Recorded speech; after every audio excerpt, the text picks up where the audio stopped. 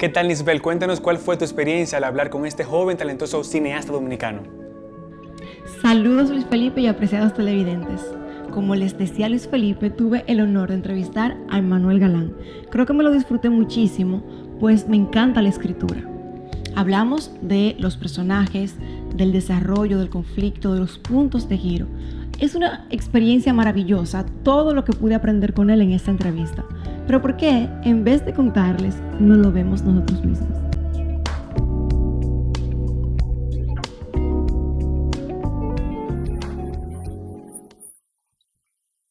Muy bien,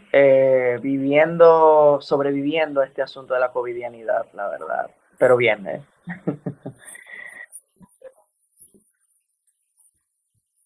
ciertamente. Bueno, mira, es una larga historia, la verdad. Soy hijo de un fotógrafo de la vieja escuela, ¿no?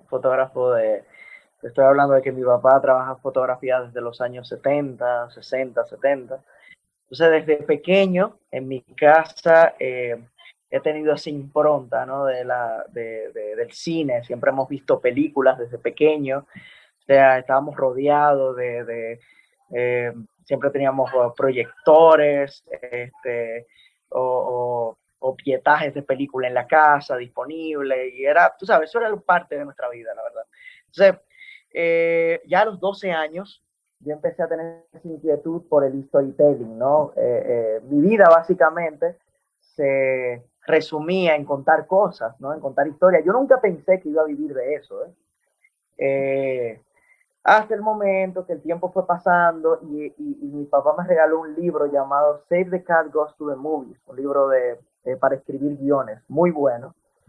Y ahí fue entonces donde yo desperté en ese asunto y empecé a ver las películas que veía antes como diversión, como, tú sabes, películas para tu entretenerte, y ya la miraba desde ese aspecto técnico, desde ese aspecto de, no, tengo que aprender cómo hacía, por ejemplo, Martin Scorsese, cómo hizo Taxi Driver, o lo que sea. O sea, ahí empecé a practicar, a darle como más profesionalismo a eso que ya yo conocía de cierta manera, ¿no? Pues el storytelling, todos sabemos contar historias, pero ya desde una parte como profesional o de oficio, ya hay que ponerle más enfoque a la técnica, a la estructura, y ya eso fue ya eso fue tipo 16 o 17 años.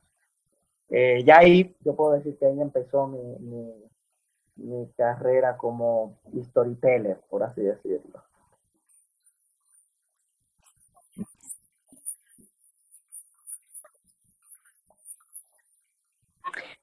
Bueno, no sé si tú conoces la estructura aristotélica, ¿no? Una metodología, ¿no? Que fue planteada, ¿no? Por el mismo Aristóteles, que es la metodología de los tres actos, o la estructura de los tres actos, ¿no? Primer, segundo, tercer acto. Yo creo que, yo diría que esa es la estructura de la vida, ¿no? Tuve en un debate con un amigo y me preguntó eso, me dijo, ¿es obligatorio escribir con esta estructura? Yo le dije, bueno, en mi caso yo creo que sí es necesario. Por ejemplo, el primer acto te plantea a ti qué es lo que hace el personaje principal, ¿no? ¿Quién es? ¿Dónde vive? ¿A qué se dedica? ¿Cuáles son sus motivaciones en la vida? Es el primer acto, ¿no? Entonces, ese primer acto es lo que te causa, no sé, de alguna manera te conecta con ese personaje. Lo que te hace a ti entenderlo o comprenderlo, lo que te hace a ti acercarte a él, ¿no? Tú dices, cónchale, hace lo mismo que yo, tiene una vida muy parecida a la mía, lo entiendo, ¿no? Entonces digo que es similar a la vida por el hecho de que cuando alguien muere, que tú no lo conoces, tú no te sientes mal, porque tú no lo conocías, tú no tienes ni idea de quién era esa persona. Sin embargo, cuando es un vecino tuyo que tú sabías qué hacía en la vida, en qué trabajaba, qué hacía en su tiempo libre, cuando muere, dices, oye, me siento mal, man. O sea, me dolió la noticia. Pero no te dolió por el hecho de la persona, te dolió porque tú conocías a esa persona y tú conocías cuáles eran sus intereses en la vida.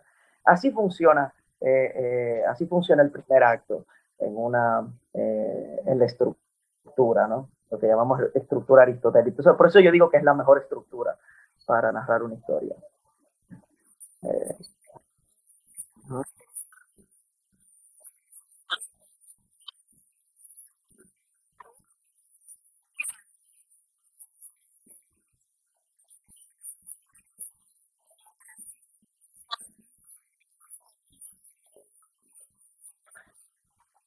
lo que me inspira al final del día es la vida, ¿no? O sea, es la vida cotidiana, lo que tú ves a diario, ¿no? Yo digo que para tú, de alguna manera, no es una regla, porque no existen las reglas fundamentales, pero yo diría que un buen guionista se hace buen guionista quizás eh, observando la cotidianidad, lo que los rodea a él, ¿no? Las cosas que los rodea.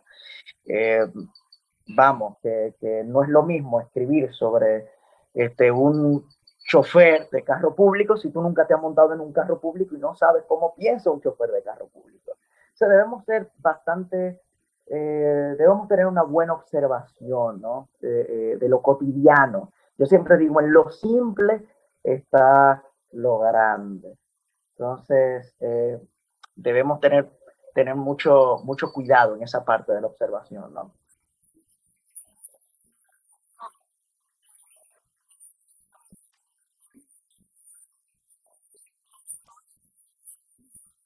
Wow. Bueno, mira, al final del día yo digo que las historias se narran por sí solas. Uno simplemente es quizás un canal, una herramienta para contar las cosas. Yo, por ejemplo, para serte honesto, hay historias que me hubieran gustado narrarla de otra forma, contarla de otra manera, que los personajes fueran distintos. Sin embargo, cuando voy en el proceso de la escritura, ah,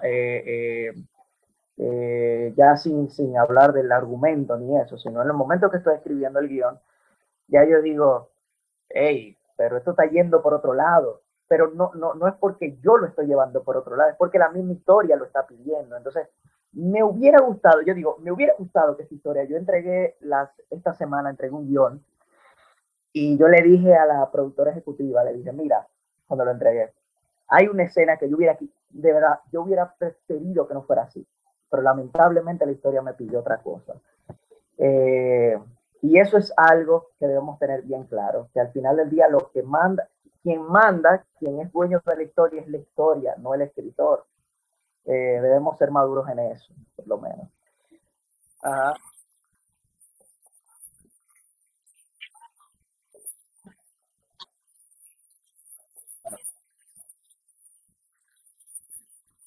Bueno, mira, me pasó en Motel. Hay un proyecto que se llama Motel que sale ahora, una película.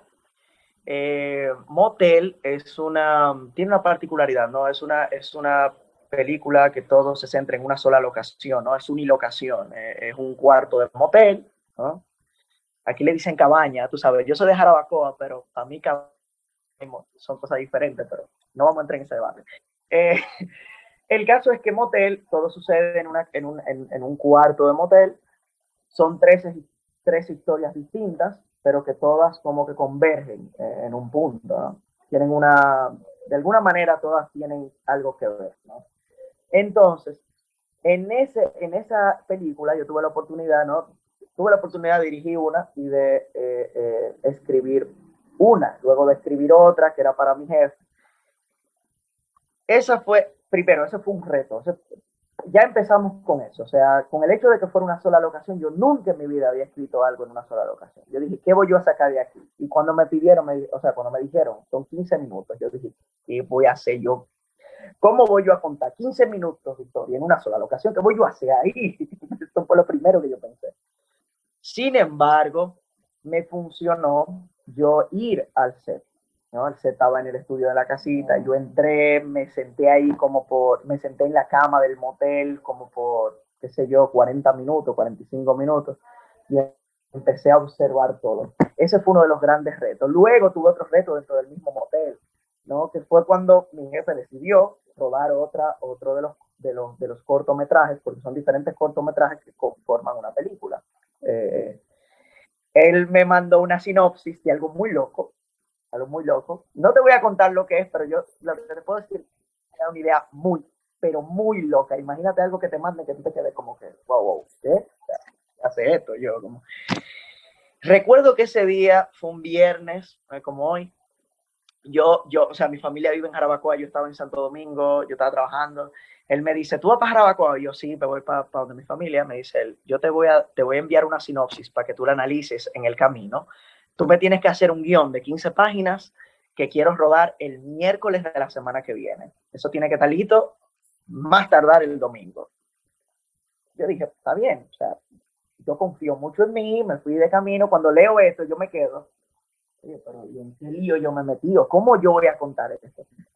Sin embargo, en el proceso me tocó 2 días, yo duré 2 días para como que enamorarme de la idea, para poder sacar potencial de la idea y poder arrimarme o sostenerme de otros detalles interesantes, ¿no? Ahí empecé a trabajar con el personaje. Mira, en este caso, no me basé en la historia, sino en el personaje, claro.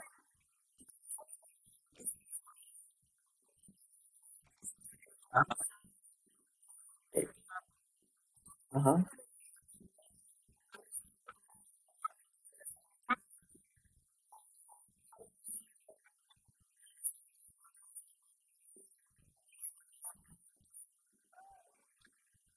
Mira, wow, es una pregunta bastante profunda, bastante profunda. La verdad, por ejemplo, en el caso de Atravesando el Jordán, que es una película familiar, yo creo que necesitamos como que encarrilar un poco la industria a esa idea. Ojo, no lo digo como opinión personal. Vamos, que seguro tú tendrás tus películas como que, o sea, de seguro tus películas favoritas no son exactamente películas familiares, ni en mi caso tampoco. Sin embargo, creo que estamos en una situación moral, ¿no? República Dominicana se puede tener una situación moral un tanto complicada o compleja, ¿no? O sea, vimos casos en esta semana de asuntos de videos, de no sé qué, entonces vemos debates de mismas personas diciendo que esto está bien, otro dice que está mal, y yo digo, dígame, entonces, es, es obvio que necesitamos películas como esta, ¿no? O sea, necesitamos películas familiares, películas que de alguna manera, eh, no sé, nos recuerden esos valores que están ahí, quizás un poco ausente, lo vemos un poco ausente, pero están ahí, ¿no? Y debemos acercarnos a ellos, ¿no? O retomarlos y aplicarlos en nuestras familias. Yo creo que es algo necesario, la verdad, sinceramente.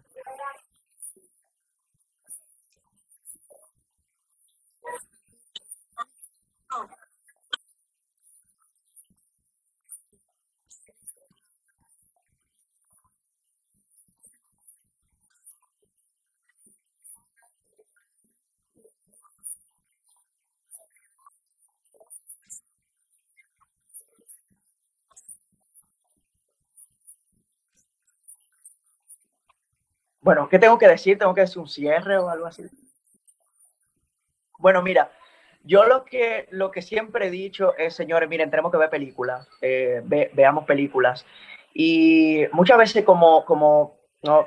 cineastas, ¿no? Como personas que vivimos de este oficio, nos olvidamos de disfrutar las películas. A veces nosotros la vemos muy como críticos, somos mini críticos, somos muy, ay, esto no me gustó. Señores, mire, hay veces que hay que olvidarse de esa vaina y disfrutarse algo en la vida. ¿Por qué? Porque en ese momento, en ese proceso de disfrute, es donde nosotros ahí nos damos una libertad de decir, wow, yo quiero hacer algo así, ¿no?